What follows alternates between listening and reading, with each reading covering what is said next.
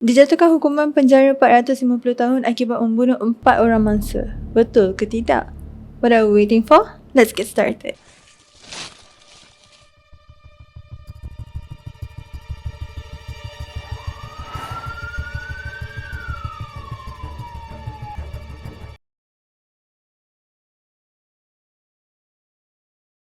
Assalamualaikum, hi and welcome back to my channel. So hari ni kita akan bincangkan satu topik ataupun satu kes jenayah seseorang yang I rasa dia ni ekstrim gila. So this one guy, nama dia Nico Allen Jenkins. Dia dilahirkan pada 16 September 1986 dekat Colorado, Amerika Syarikat. So Nico ni dia dibesarkan dalam satu family yang boleh dikira lengkap. Ada mak, ada ayah dan adik-beradik yang lain. Tapi family dia ni rare sikit. Nico ni rarenya keluarga dia disebabkan mak ayah dia ni penjenayah. Kenapa I cakap keluarga Nico ni rare? Disebabkan keluarga dia most of them penjenayah. Dan itu keluarga yang terdekat. Kalau keluarga yang terbesar, pakcik dia pun dikirakan semua tu keluar masuk penjara. So Nico dengan family dia, diorang dibesarkan dekat Omaha, Nebraska oleh 2 orang mak ayah dia. Waktu dia kecil, Nico ni dah biasa terdedah dengan penderaan fizikal, dengan kegiatan jenayah mak ayah dia selalu buat. So dia dari kecil kira environment family dia tu bukan environment yang bagus untuk kanak-kanak. Sebab dia dah dari kecil dia dah dalam messed up family. Ayah Nico nama dia David A. Maggie dan mak dia Lori Jenkins. Tapi mak ayah dia tak pernah nak rasmikan perkahwinan diorang. Dan diorang ada 6 orang anak. Ayah dia ni ada banyak rekod jenayah. Dan salah satunya ugutan pengganas sebelum ayah dia meninggal dunia waktu tahun 2009. Dia dapat hukuman penjara 450 tahun. Jangka hayat seseorang manusia hidup mungkin 60 ke 90 tahun ataupun 100 tahun kalau umur panjang kan. Tapi ni 450 tahun. Memang hidup dia meringkuk dalam penjara je. Kenapa dia buat semua benda ni? Sebabkan I rasa dari kecil environment dia, mak ayah dia dah terdedah dengan jenayah, aktiviti jenayah, physical abuse. So dia dah terbiasa dengan environment tu. So karakter dia ataupun pewatakan dia ni badan dia penuh dengan satu badan dia penuh dengan tattoo. And dia boleh nampak lah cakaran-cakaran, bekas cakaran kat muka dia. And muka dia ala-ala gangster cara-cara dia tu. Dan segala macam jenayah yang dia buat ni, dia cakap dia dapat arahan daripada dewa, ular ataupun apopis. Dia anggap dewa tu sebagai dia punya Tuhan. So kira dia dapat arahan daripada dewa ular tu untuk buat jenayah yang dia buat. Walaupun dia tinggal dalam satu family yang lengkap, ada mak, ada ayah, ada adik-beradik yang lain, tapi environment dia tu merupakan satu tekanan yang kuat dekat dia. Sebabkan dia dah terdedah dengan aktiviti jenayah, nampak mak ayah dia selalu keluar masuk penjara, and dia dah dapat tekanan daripada segi physical abuse. Dia waktu kecil, dia dah ada starting dia, macam starter pack dia. Dia dah bawa dia punya pistol pergi sekolah waktu dia umur 7 tahun, and dia acukan pistol tu dekat kawan dia. Sebagai cikgu, mestilah cikgu tu gelabah tengok budak tu tiba-tiba acu pistol kat kawan dia. Cikgu dia rampas pistol tu dan terus call polis. So kesalahan ni kirakan kesalahan atas mak ayah dia lah, sebab dia still budak-budak lagi waktu tu. Dan waktu di zaman remaja, memang dia ada zaman remaja yang penuh dengan jenayah. Bayangkan umur 15 tahun dia peras ugut untuk nak curi kereta. Kira berani lah umur 15 tahun. Time tu kalau kita kat Malaysia tingkatan 3 dah berani nak peras ugut, nak curi kereta. Wow. Hari lepas tu dia dah berani nak mencuri dengan nak menyerang orang. So disebabkan tu dia dijatuhkan hukuman untuk penjara 3 tahun. Bayangkan umur 15 tahun dah kena penjara 3 tahun. Tapi dia tak stop kat situ guys. Waktu dia dekat dalam penjara, dia tambah lagi masalah dia. Dia dah berani macam serang banduan lain, tahanan lain. Dia dah berani pukul warden penjara tu. Gaduh tu semua jangan cerita lah. Memang tu makanan dia. Ada kan sampai satu tu dia berani nak bunuh salah seorang tahanan dekat dalam penjara tu. Disebabkan perangai dia dekat dalam penjara dengan benda-benda yang dia buat hal dalam penjara tu, hukuman dia tambah daripada 3 tahun bertambah jadi 10 tahun 6 bulan. Nico ni dia jenis orang yang I rasa macam tak makan saman lah. Jenis tak takut, apa pun redah je, macam tak ada hal lah guys. So lepas 10 tahun 6 bulan, akhirnya dia dah habis dah tempoh dia dalam penjara. Dia keluar penjara pada 30 Julai 2013. So bila dia dah keluar ke penjara, mestilah orang fikir okay, setengah banduan mestilah dia macam dah learn lesson kan, keluar nak ada normal life. So dia barulah kononnya nak cari kerja, nak adapt to normal life balik kan. Waktu 11 Ogos 2013, cerita dia nak jumpa motif dia nak samun 2 orang lelaki. Tapi dia buatlah macam drama sikit. Dia panggil lelaki-lelaki tu untuk datang ke area rumah dia, macam area swimming pool kat rumah dia. Dia kata, korang datang nanti I adjust kat korang 2 orang perempuan untuk ada hubungan sulit, macam tu lah. Tapi bila 2 orang tu datang, 2 orang dah kena tembak. 2 orang lelaki tu, George dengan Juan, diorang ditembak dekat kepala dan isi perut diorang terkeluar. Tapi diorang ni datang disebabkan diorang akan di-adjust oleh Nico untuk dapat 2 orang perempuan untuk adakan hubungan sulit. Tapi diorang tak tahu tu adalah hari terakhir diorang hidup, yang di mana niat Nico tu nak samun diorang 2 orang. Pada 11 Ogos jam pukul 5 pagi macam tu, 5:01 pagi macam tu, ada satu police officer ni tengah buat rondaan dekat kawasan Spring Lake Park.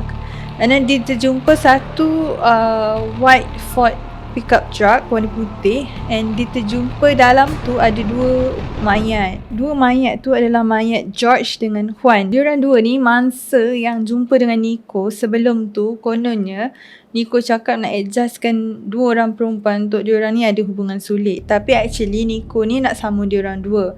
So Nico dia tembak diorang 2 ni dekat kepala, dan salah seorang dia tembak dekat bahagian perut, sampai kan isi perut tu terkeluar. Okay, time tu polis tak tahu lagi siapa yang bunuh Juan dengan George. Waktu 19 Ogos 2013 pukul 7 pagi macam tu, ada satu lelaki ni, dia kerja shift malam. So dia kerja dekat convenience store lah, contohnya macam 7-Eleven ke macam tu kan. Dia kerja, so dia tengah on the way jalan kaki nak balik rumah dia. Tiba-tiba dia nampak Curtis Bradford ni macam terbaring dekat depan garage yang berasingan kan. Dia nampak, so terus dia call polis. So waktu polis datang tempat kejadian, check ada 2 peluru dekat bahagian belakang badan Curtis ni. Curtis ni dia kenal dengan Nico waktu dia dekat dalam penjara lagi. Tapi diorang ni jenis yang tak ngam lah. And time tu still polis tak tahu siapa yang bunuh Curtis. 2 hari lepas daripada Curtis kena bunuh, so sekarang dia dah ada 3 orang mangsa yang dia dah bunuh. Juan, George, Curtis. Yang terakhir ni perempuan, iaitu Andrea. Berdasarkan footage CCTV, pukul 1.47 ada menunjukkan yang Andrea Cougar ni dia lock Deja Vu Lounge sebab dia kerja kat situ. Dia kerja macam bartending shift until midnight lah kan. So 1.47 tu dia dah lock lounge tu, dia dah on the way balik. So pada pukul 2.15 pagi, pihak polis dapat call yang ada seorang wanita terbaring dekat atas jalan raya. Waktu polis pergi dekat tempat kejadian, Andrea Cougar tu terbaring dekat atas jalan dan dia telah ditembak dengan menggunakan 12 gauge shotgun, dan dia kena tembak dekat bahagian bahu, kepala dengan leher. Motif Nico ni awal-awal hanya nak samun kereta si Andrea, tapi dia terbunuh sekali Andrea tu, walaupun Andrea merayu dekat dia, tolonglah jangan bunuh dia, tapi dia bunuh je Andrea tu tanpa sebab. And pada pukul 6.30 petang esoknya, polis jumpa kereta Andrea dekat satu lokasi yang 19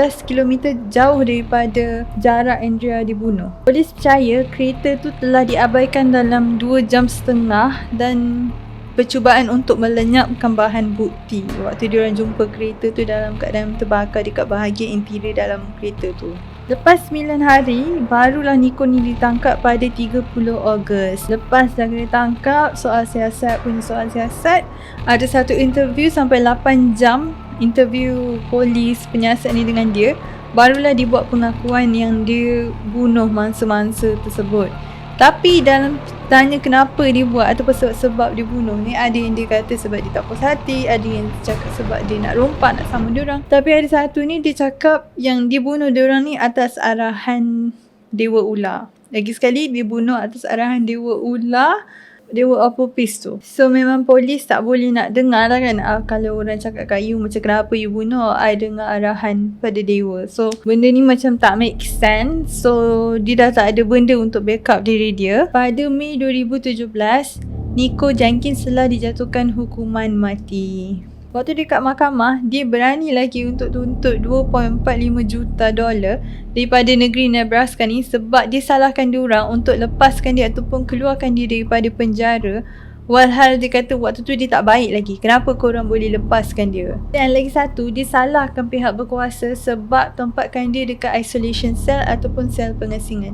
Dia cakap benda ni buat dia lagi stres sebabkan dia memang dah ada skizofrenia, iaitu satu jenis penyakit mental yang serius, di mana kalau seseorang ada penyakit ni, diorang akan tense ataupun cenderung untuk berhalusinasi ataupun dengar bisikan macam suara gaib cakap dengan diorang ataupun diorang cakap dengan diri diorang sendiri. So dia cakap disalahkan diorang kenapa letakkan dia dekat isolation cell yang membuatkan dia lagi stres. Dia cakap kesihatan mental dia ni lah yang membuatkan dia untuk cenderung ataupun terlibat dalam kes pembunuhan tu.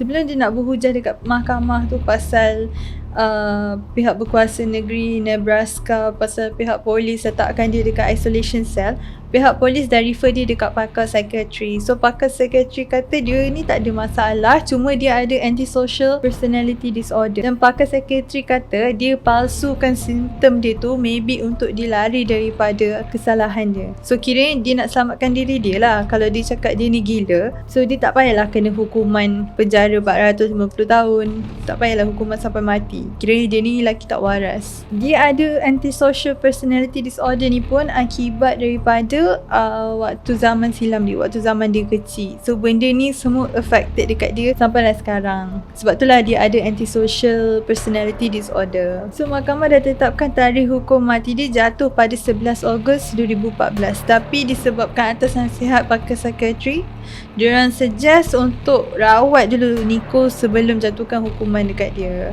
So lepas tu Nico ni masuk dekat hospital sakit jiwa. Waktu dia dekat hospital mental tu, semua orang nak dengar cerita pasal dia kan, sebab dia tengah jadi hot topic waktu tu. Tahu tak waktu dia dekat hospital sakit mental tu, dia membuat percubaan untuk nampak macam ala-ala dewa apa, episod dewa ular tu. So dia potong dia punya alat sulit menggunakan pisau. Ngilu gila dengar benda ni.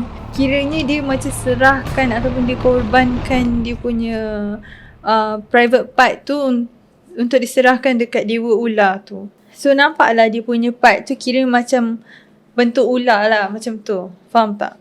Dikatakan Nico ni pernah berkahwin pada Februari 6 tahun 2010 dengan Chalonda Jeskin dekat Tecumseh State Prison. Waktu Nico ni sedang dirawat dekat hospital sakit jiwa, lawyer dia, Don Arguello, dia ni yang selalu bagi semangat dekat Nico, sampaikan dia jatuh cinta dengan Nico. Ada yang katakan yang diorang ni kahwin sebelum Nico dijatuhkan hukuman mati, tapi benda tu tak ada maklumat yang sahih yang diorang ni berkahwin ataupun tidak. Pada Mei 2017, mahkamah telah menjatuhkan hukuman mati dan penjara selama 450 tahun ke atas Nico atas sebab membunuh menggunakan senjata. Sekarang ni dah tahun 2022, Nico ni still hidup ke? So based on my research, I cari yang Nico ni dia still hidup dan dia masih dipenjarakan dekat Nebraska Correctional Facility. Tapi tarikh pelaksanaan Nico belum dapat ditentukan disebabkan diorang tak boleh nak laksanakan hukum mati dekat pesakit mental. Nico ni dia jadi macam ni, I boleh nampak disebabkan dia dari kecil dia dah dapat pendedahan daripada mak ayah dia sendiri. So disebabkan mak ayah dia tu selalu keluar penjara, so mestilah dia akan terikut-ikut. Sebabkan kalau kita tengok macam satu family tu, mak ayah dia doktor, selalunya anak-anak pun akan cenderung untuk nak jadi doktor. So benda ni dari kecil. Binalah satu keluarga yang harmoni, jagalah anak-anak tu, didiklah anak-anak tu dengan betul sejak diorang kecil. Tunjuklah contoh dan teladan yang baik. Jadi korang macam biasa, jangan lupa subscribe, like, comment and share. That's all from me. Thank you and see you again.